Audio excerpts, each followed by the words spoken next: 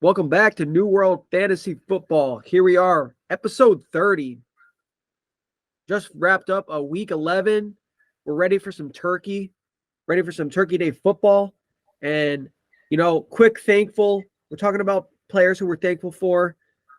We're going to start off with my man, Tommy Pastrami, getting the W that admittedly I'm conflicted about, but you know what? Good for the Giants. Good for the Jersey kid. It's a quick shout out for my guy Tommy DeVito. That was a fun game for them. 6 turnovers, so don't get too crazy about Tommy DeVito. Stats look good, but it took 6 turnovers to win by like 5 points. So, but yeah. Andrew, I have a question. If you lose to the worst team in the league, what does that make you? For that week, it makes you the worst team in the league, but the NFL parity circle was completed weeks ago. And the Jets beat the Eagles, for Christ's sake. You really never know in this crazy sport. You really don't. And speaking of getting beat by the worst team in the league, I'll hop right into the vibe check. Go ahead. Take your victory lap. Dunk if you're going to dunk. The now 2-9 Drewski-led team. So my team has been a disaster. So you see behind me, I do have a shipwreck. That is still my team. But at least I have a better view because I got a win this week, which was refreshing. I still have 0 chance at the playoffs, but I got to beat my good friend and co-host, Paul, where he needs the wins more than I do. So, yeah, it was a solid win. I was proud of my team for the first time in a long time. Yeah, I'm happy for you, I guess. It was not great. You're not happy at all. My team put up a dud. I left Gus Edwards on the bench because apparently I hate touchdowns. I just don't like players that score touchdowns. He only had like 5 or 6 touches the week before. So I was like, oh, I'm not going to chase that. And, I wanted to be all big brain, but that's what happens. That's what happens when you try to overthink fantasy. Touchdowns matter a lot. Who did you play in his place? Was that ended up being Marquise Brown? So what's funny is now I say that, but your team actually did something very special to help me. You actually outscored me by 19 points. Mm-hmm. And the differential between Gus Edwards and Hollywood was about 18. So actually putting Gus into my lineup would have probably helped my total points for the season, but actually would have made me feel much worse. And this vibes check would have been pretty tough. To wrap it up, congratulations, you got me. I think we're 1-on-1 officially on the season now. And I got my work cut out for me. I'm in a position now where I don't have to win out, but every loss is gonna count extra going forward here. We're tight. We're into the tight butthole part of the fantasy season. This is where playoffs are made or not made. For sure. And I think that your team definitely has the firepower. It's been your bugaboo for a long time. It's just, it feels like you need to have that yoga session that gives you lineup nirvana. And, I've seen this, especially in that league, for whatever reason. You with starting players has just never been your strong suit. I don't know what it is. It could just be bad luck, bad, your process never seems bad to me. But it just seems like, especially on weeks where you lose, there was a guy on your bench that would have made the difference, Yeah, it's been a major problem, and I hate it. In fact, what you're feeling is backed up by real data. This is how much of nerds we are. we have actually gone through and tallied all the numbers and looked back. We were on the ESPN platform before, pulled a bunch of stuff from there. I am quite literally the worst at setting lineups. I actually have pretty good scoring teams, and I actually draft fairly decently well. But historically, I have like not far and away, but like the most points on bench, left on bench, and big points left on bench that swing matchups, back and forth. So it's tough. It's tough. If we're in draft season, you should listen to me. If you are tilting about lineup decisions, just know I'm tilting too, and I cannot help you. Yeah. So, quick check-in, I guess, on the guarantees.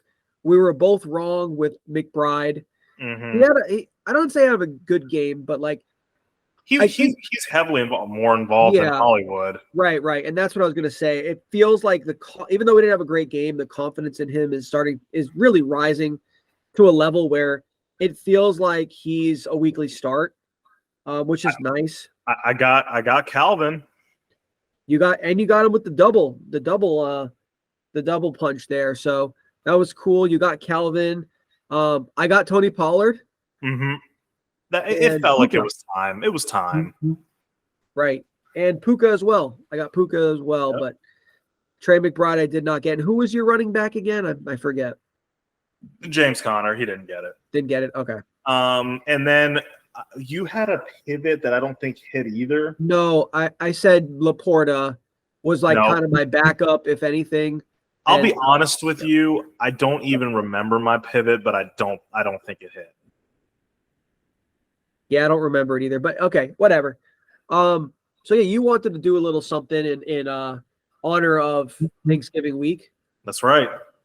In honor of Thanksgiving, it's a time to reflect on thankfulness. So of course, I use it as a time to reflect on fake football. I want to just kind of give a quick shout out, like personally among our seasons. We're about to be 12 weeks in here. So pretty much like whatever's going to happen has pretty much happened at this point. So I want us to just reflect quickly on a couple players that we are either thankful for or tankful for, right? Someone who you planted your flag on, you felt good about this player in the pre-draft process, you went out and got him, maybe you grabbed him around early and it worked out really well, or a player that you were like big time banging the table for and it did not work out at all, right? And I'm sure there's multiple players that we can pick from there. So I'll have you start if you're ready, Andrew. So are we starting thankful or are we starting tankful? However you want to start it. It seems like you're in good spirits after whipping me this week, so maybe we can start thankful. Yeah, I'm really thankful, and funny enough, his name is Tank. Yeah, I had a feeling, and that's Tank Dell because, or Nathaniel if you want to sound a little bit more proper, but I did see something that he actually officially changed his name on his NFL ID card to Tank. So. In terms of the Nathaniel's NFL, assisting name. Yeah. In terms of the NFL, he is known as Tank Dell. Anyways, I am thankful for him for a couple of reasons. One, he's been a bright spot on my crappy team. He helped me just win a matchup first time, long time. And there's a good chance that he is a good value keeper for me next year. So thankful for you, Mr. Tank Dell, and I'm feeling quite delirious in a good way to have you on my team. Delirious. I like it. I have a few players that I'm thankful for, so it's kind of like a little bit of a toss-up, but I will go with the least chalky of the ones because I think the players that worked out for me are probably players that, a lot of people were already pretty high on. Rashad White, Gigachad, if you will. Obviously, rough start to the season. I was very nervous about that draft pick. I felt good about him in the draft because I felt like it was good value for a running back that would get a ton of volume. and he did get a ton of volume and didn't do shit with it prior to the bye week. But after the bye week, he's been an RB1. And that's sneaky because people don't really think about him like that. And has he had really big blow-up games? Is he the kind of guy that's going to pop in your lineup and be amazing? Not really, but with the running back landscape the way it is right now, getting a consistent double digits out of your guy on the back of 5 to 6 catches a game, making him kind of like an Alvin Kamara light, so to speak. That's been a huge boon to my lineup, and I need it because my running back room was thin anyway. So that's who I'm thankful for there. For sure. I like that one, man. I like that one. Yeah, he's pretty much exactly what you want out of like your RB2. Yep. And it's worked out. It's worked out nice lately. I was a little concerned with him too. Yeah. But hey, here you are. Rachaad White is the mainstay in your lineup. So, somebody that I'm thankful for, and I have to say, this goes all the way back to draft day, and a decision I made. You've said that I've tilted with this pick, which I disagree. I did not tilt, but I felt like this was a player I can put on my team that would be a guaranteed 25-point getter for me, and I wouldn't have to think twice about it. Yeah. Very off-brand for me. I chose Patrick Mahomes in the middle of the second round, and he's had a lot of mediocre games, a lot of down games, one really huge game throughout the whole season. Could have had a much bigger game last night until MVS decided he forgot how to catch a ball. And luckily I didn't need that to win.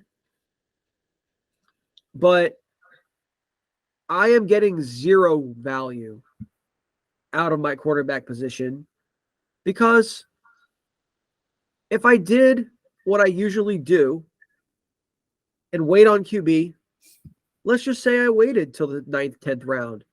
And I don't know, who was somebody going around that range that even if they didn't work out, I could have picked up a guy. You could have been in the CJ Stroud conversation. Yeah, I might have picked up CJ Stroud. You could have ended up with a Jared Goff or whomever. Now Jared Goff, a guy like brutal this Kirk year. Cousins early on was good. Like there were so many good players. Like if I was really desperate, maybe I'd have a Josh Dobbs on my team right now. Russell Wilson hasn't been that bad. Like, pat myself on the back here. In previous seasons, I don't want to stroke myself too hard. I've been able to identify quarterback matchups and quarterbacks on the rise pretty early on and go after those players and figure out my QB position. This year, and I'll tell you exactly what happened because it still haunts me. Back to back in the draft, maybe you could say it's a blessing in disguise, but it just feels like it all sucks. I was waiting for a Devontae Adams or Chris Olave to fall to me, and I was 2 picks away thinking, okay, one of them is going to fall to me. And then it went Adams, Olave. And I was like, what do I do here? So I thought about it. I didn't like the value with a lot of other players. I said, you know what? Let me just get a bona fide stud and never think about QB besides bye week. Has not worked out that way. That was a very long-winded thing to say. I am not thankful for you, Patrick Mahomes, and more so, screw your goddamn shitty receivers. Yeah, and we'll talk about that more later because that's a talking point for me when we bring up the Chiefs. Absolutely. Like, look, Patrick Mahomes is the best quarterback in the NFL. Nobody debates this. Nobody thinks twice about it. But to be a great quarterback, you need to score touchdowns. And usually that means you score touchdowns by throwing them to receivers that catch them. And that really hasn't been happening. But yeah, I hear everything you're saying. And even though obviously Josh Allen has worked out great for me, I'm so pumped that I got Josh Allen. I did have to go early-ish on him. Keeper situation. I won't bore you all with the details, but the reality is the worst part about going early QB to me is not so much whether or not that individual quarterback works out. It's the thing that the first 3 or 4 weeks of the season, you are not grabbing quarterbacks off the waivers. When CJ pops, when Josh Dobbs does something great, when, insert quarterback that jumped onto the scene and was good this year. You were Brock Purdy. You were not part of that early scrum grabbing up quarterbacks because, of course, my quarterback's set. Yeah, Patty Mahomes had a couple rough games, whatever, NBD, and when we move forward, and no, he's going to be great. He's going to be good. And then 4 weeks goes by. 8 weeks goes by. And now when you realize this is the new reality with Patrick Mahomes, or insert early quarterback here because – Burrow wasn't great early on before he got hurt. RIP. There were other guys that weren't doing well, and now it's too late. Now you've pot committed yourself to a certain quarterback, and that's the reality with fantasy. Is that honestly, more often than not, the great players throughout the season are not the players that win championships. It's always not random players, but players that have great matchups going into the playoffs, or that are exploiting a certain situation, or timely breakouts too. Breakouts. Yeah, timely breakouts. Or like all that stuff. A running back that is thrust into a full-time role that all of a sudden, like if the timing, like something like a Zach Moss happening like now, like going into the fantasy playoffs, that would be like a league winner.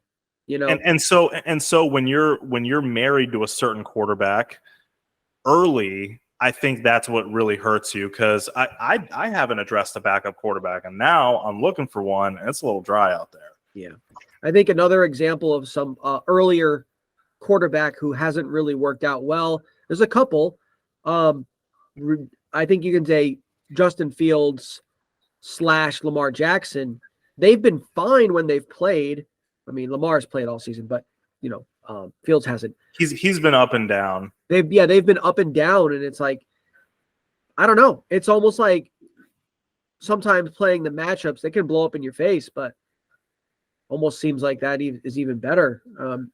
Dak Prescott was a guy who was able to be picked off waivers if you're not in a deep league, who's really blown up lately as well. So there's a lot of examples of early QB in the draft not optimizing your team. Yeah. And it bites you in the butt later on, unless you happen to pick the Josh Allen or it just goes to show you as well that the chalkiest quarterbacks can have rough seasons. It can happen. No one who is not a fantasy football player is complaining about Pat Mahomes. They're going to win 12 games this year and be just fine, and could potentially win another Super Bowl, right? Like, nothing is wrong in Chiefs land. But when it comes to fantasy football, the margins are so razor thin among players that even the players that you think are, you used the word guarantee earlier, that you think are a guarantee, may not be that. So that was a long journey down your tank highway. And mine is going to be pretty self-explanatory. T. Higgins. He killed me all season long. I weathered the early storm when Burrow wasn't playing well. I was worried. I was concerned about Higgins being the wide receiver too. And honestly, I wish that he would have just continued to suck, because 2 or 3 games in the middle of the season gave me some hope that things were turning around. I didn't move on. You recall very well some trade conversations that we were having. We weren't the only ones. And now it's too late because Joe Burrow's gone. And so it's a completely lost season. Obviously, can he have some good games? Sure, whatever, maybe. But the reality is that without Joe Burrow and the fact that Jamar Chase is still there, those good games are going to be pretty tough to predict, and it would be hard for me to imagine scenarios where I can put my third round pick into my lineup. So Yeah, that was a tough one. That's really been tanking the team for sure. Honorable mention here, and I don't want to go too far into it, but a different league than what we're really been talking about. But Garrett Wilson. Yeah. Garrett Wilson, unfortunately, without Rodgers, same situation as T right now. So, it's just a limited offense that can't really do anything. So there's just not a lot of fantasy goodness there. But I do want to end. I want to end that little segment on a bit of a positive vibe. I mean, obviously there's no like analysis or whatever with this. But I'm also thankful that DJ Moore and Justin Fields have a great connection. That was probably the crux point, and I can't think of the word, but like a really big access point of my draft and potential breaking point, because now has DJ Moore been good when Fields has not been there? Absolutely not. But at least I know he's a startable receiver when his quarterback is in there. And if I didn't have that, I'd be in big trouble because of the T. Higgins thing. So I'll end it on a positive note there. But Mr. Cheese, what do you say we start previewing some games? Let's do it, man. Let's do it. Football and turkey. Are you just going to go the entire episode without addressing the fact that you're wearing a Minions beanie? Yeah. That's it. And quick note, Andrew picked up two wins on me this past week, so I'm down 2, and we're actually just going to pick the spreads on these games. So that just makes it easier from a tracking perspective, and I think it'll make it easier for us to find some separation between the picks too. So without further ado, the first game on Turkey Day, fresh off of filling your face with meat and carbohydrates and sugar, you're going to be sitting down to watch Detroit Lions play football on Thanksgiving again, except this time they're actually good. They're 8-2. You want to know the last time they were 8-2, Andrew? The 60s, right? It was 1961. Woo. My father had just graduated from diapers. That was the last time the Detroit Lions were literally even 8-2. Crazy. But here we are. 7.5 home favorites. Green Bay is just not really good, even though they beat the Chargers. Their Chargers are choke artists. And it sounds like Aaron Jones is out. So that's a bummer. AJD is a fine volume play, but he's not AJ, the other AJ, the good AJ. And it's starting to look like you were right last week. It's Jaden Reed's season. Yeah. We've had this conversation before when it comes to these rookie receivers, but by the time week 10, week 12 starts rolling around, they're not really rookies anymore. Like the ones who are going to figure it out, not Quentin Johnston, are starting to figure it out. So, and they're gaining trust with their coaching staff and with their quarterbacks and all that. So, yeah, Jaden Reed is, he's a hot waiver name, and hopefully you already have him rostered. But yeah, it's probably too late at this point. The secret's out with him. Don't be fooled by the touchdowns of Christian Watson. I just think he's going to continue to be frustrating. He's not a startable player to me. He's a guy that if I'm in trouble, if I got crazy bye weeks and I got to throw somebody in because I'm desperate, he's got some upside. But man, he just doesn't have enough volume or trust or consistency. He's a spot start now. Detroit, everybody that you were going to start is in. Obviously, the running backs should absolutely smash. Amon-Ra, of course, is always in there. Yeah. But is Whiskey Dick rising? or obviously and pun is intended, right? Like on the scale of soft to semi-soft to diamond consistency. It's like a 30% chub, but we just don't know what it can be at full mass, and we may never know. We hope that it can be huge, but we're just not sure. He was drafted to be a baby's arm holding an apple. I'll tell you that. he was drafted to be full mast. We'll see. We'll see if Mr. Whiskey Dick is a grower. Oh man, I wouldn't start him because he's still only getting like a few targets here and there. It's just so funny. He's definitely worth a grab, though. I think he's worth a grab. Sure. You can throw him on your team and hope for the best, and you can grab that Whiskey Dick. He's basically a spot start as well, but like he has upside. He's on a good offense. He's got talent. Like, I kind of see him in the same vein as the rest of these rookies. He's essentially a rookie. So, the snap count's been going up. Like, you have been hearing some of the concerning news around him, like, in terms of trust. So I think definitely don't start him. I agree with you. But this could be the time before, if he's ever going to blow up, if he does blow up, then he's going to be a fab blast for somebody, and you might not have fab. So a smart manager is going to throw him on the end of his bench now to see what happens. Sure, yeah. I think he might be worth – and we're at the time of the year where the waivers, the wire is so bare. Yeah, it's pretty dry. If you've got anybody with some real upside, even if they haven't fulfilled that upside yet, not Quentin Johnston, go ahead and pick them up if you've got that kind of festering roster spot. So let's pick this game. All right, man. You go first. Yeah, I think we're going to be the same. I'm going to take Detroit. The 7.5 feels like I feel like they can cover that.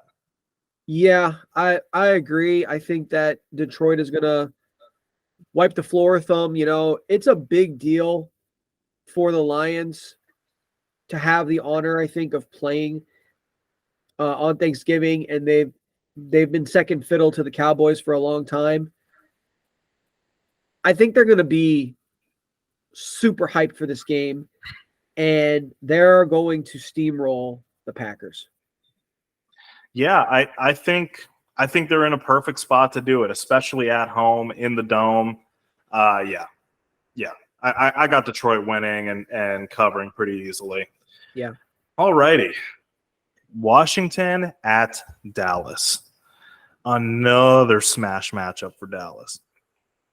They're 11-point favorites at home with a 49 over-under. I don't think I said this for the last game. For what it's worth, it's 47.5 with Green Bay at Detroit. And honestly, I think I like the under in this game. Not that we really bet on that at all, but I'm just really concerned that Washington's offense is getting exposed. Like, I don't like the trend of what I've seen from depth of target from Sam Howell.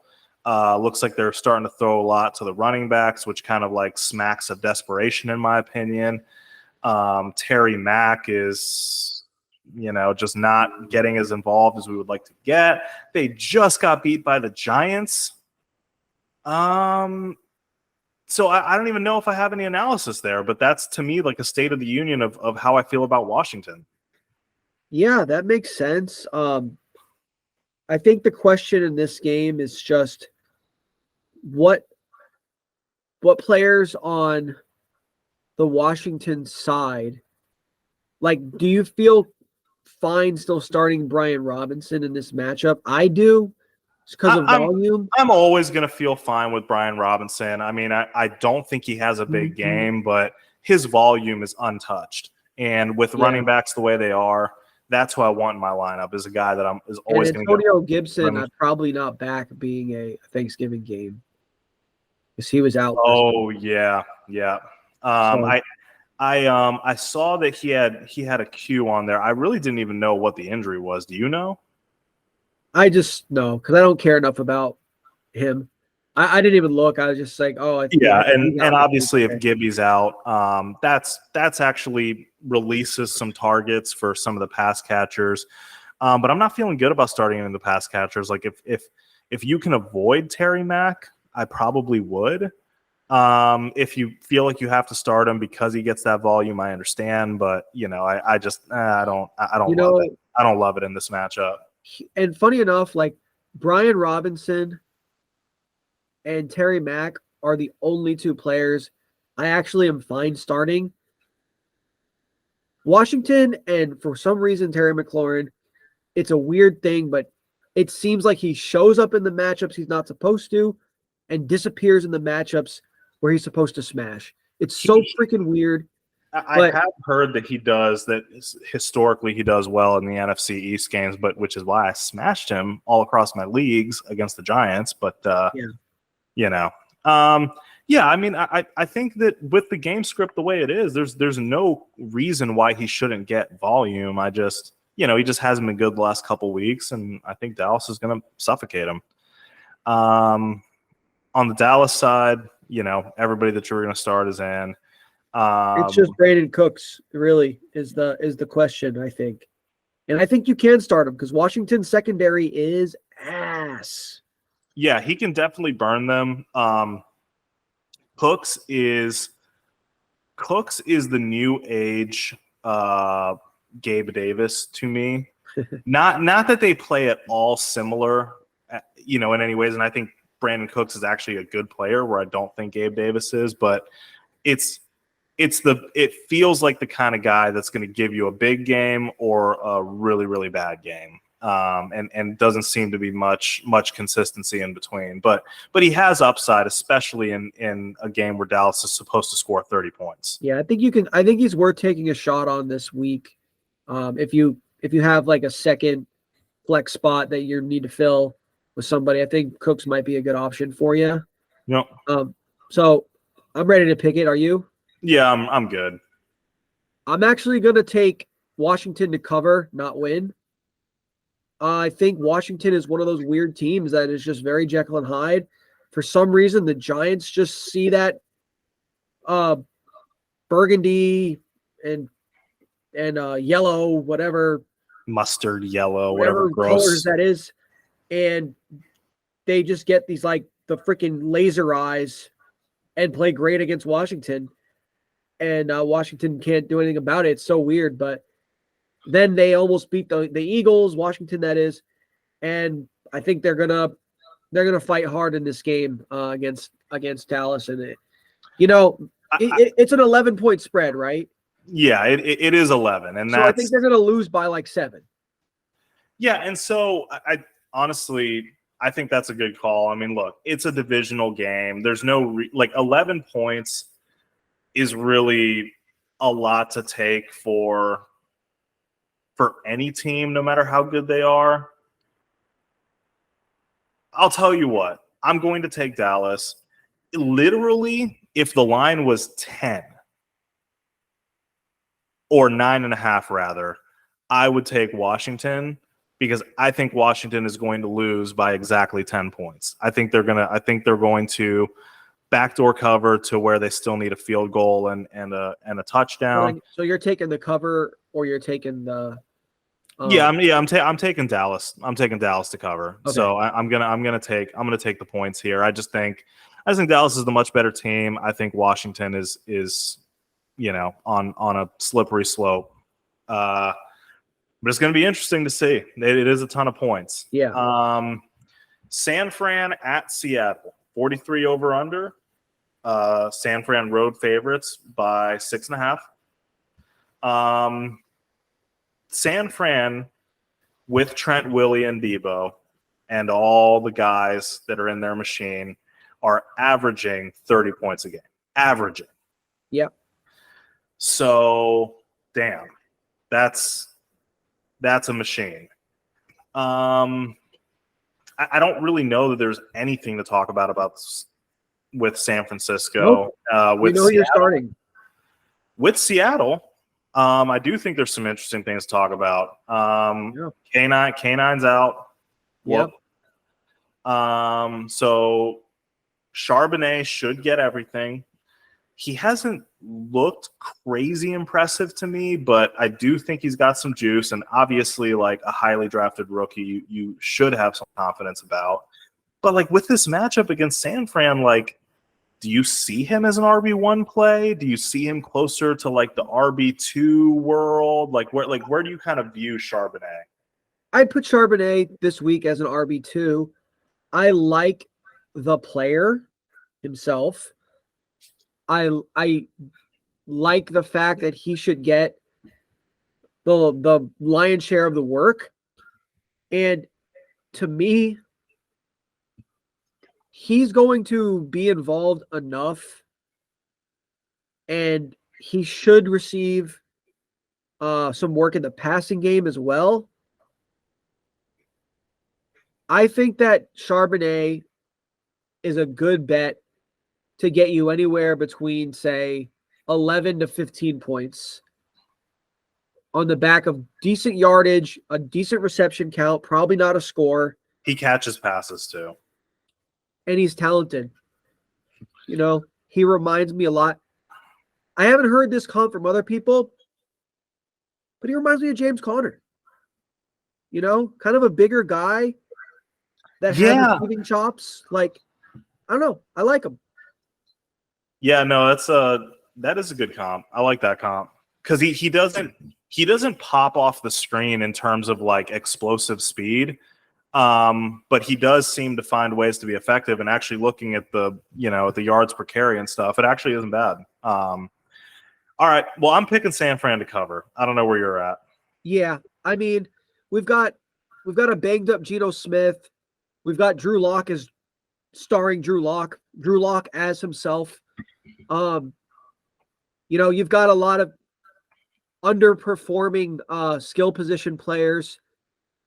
I just feel like they're getting this many points. It is in Seattle, isn't it? It is in Seattle. And that's the reason to me why the spread is even as close as it is. San Fran doesn't care that they're going to be in freaking Seattle. They're just too well-oiled of a machine, dude. No, they're the better team. They're the healthier team. Yeah, they're going to smack them up. Pouring out for Leonard Williams. He just went over there to try to win games, and all he's done is get traded and lose even more. The Giants have won more games without Leonard Williams than he has over in Seattle. I think that will even out over the course of a season, but we'll see. It will. I just think it's funny. Start any pass catchers with caution. I would really, really be concerned. DK can always be in there, but anybody else, not so sure. Miami in New Jersey. We're going to call it New Jersey in this case. Sure. Miami's 10-point favorites on the road, 41 over under. Achane, in and out. The classic maneuver that you hate as a fantasy football player. You were so stoked to start him, and then it's just swoop. Sorry. Got you with the Hitmonchan. He's out. Raheem and Reek are too good and too involved to bench. But I'm concerned about Waddle against the best secondary in football. So I guess my question to you, Andrew, is I don't really have great names to compare him to right now, right this second, in terms of who I would be starting over Jalen Waddle. But I would say, like, in a normal depth of league, do you feel confident starting Jalen Waddle with his production and this matchup? No, because the Jets have put the clamps on wide receivers, man. They have absolutely put the clamps on them. And it's not just Sauce. No, that whole secondary. But he's freaking good. Oh, he's great. He's great. Tyreek is just not human. So, no. Obviously – nobody is not starting Tyreek Hill. Okay, whatever. No, and Tyreek is the only matchup-proof guy. I don't like it's because of the fear of his speed. Anytime I see them play, it's almost like Tyreek has a a force field bubble around his body, like at all times, where they will almost give him the underneath catch to try to they don't cover Tyreek. They try to contain Tyreek. It's the craziest thing I've ever seen. Yeah. And then eventually he just burst through with a huge play no matter what. Yeah. Waddle has really one explosive game on the whole season. So what makes anybody confident going against like the best defense against wide receivers? Not I. A guy who's underperformed all year, for whatever reason it may be, like it's very difficult to feel confident in Waddle. The only question is, like, who do you have that's going to start over him? If you have somebody like a Puka Nacua you picked up or a Tank Dell, like I think you're starting those guys over Waddle, you know? If you have a good option. An Adam Thielen, maybe. That might be somewhere in the range we're starting to talk about. Well, because the matchup is so much better. You know, what about a guy like a Calvin Ridley? Because, yeah, he had the big game, but that was also Titans related. Yeah, and obviously he's been bad the rest of the season. Yeah, you know, I think I do. I think I do start Calvin Ridley over Waddle because the upside is there. Like they can both dud, but I think the range of outcomes for Jalen is okay. He gets a touchdown, 11 or 12 points. Great. You're happy. He doesn't get a touchdown, 3 or 4 points. You're bummed. Calvin Ridley can just disappear and give you those 3 or 4 points anyways, but he can also give you 25. And Waddle doesn't have 25 in his range of outcomes because Reek is the guy. And they want to rely, maybe not rely, not the right word, but they are Mike McDaniel's very adamant about the run game. Yeah. The running backs, not them, but their running backs being heavily involved. Like he does that. He keeps them involved a lot. That was probably the biggest mistake for myself. I did it too, but those of us that drafted Jalen Waddle as early as we did, old Miami was passing everything to the receivers.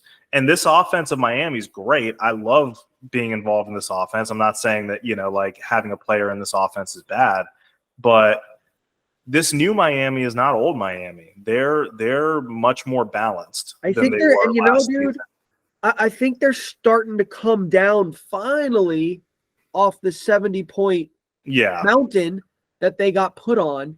Like the Raiders, they held them to 20 points. You know, that's not. I'll tell you what, man. I'll tell you what. You know, I'll save it. So Zach Willie finally got benched. Finally. Tim Boyle, man. I mean, can it be any worse? Can it be better? I don't know. He hasn't really shown much in his NFL career. He's virtually an unknown. I mean, I'm not going to speak on Tim Boyle. You hope, especially if you have Garrett Wilson, you hope that he just force feeds them and something good comes of it.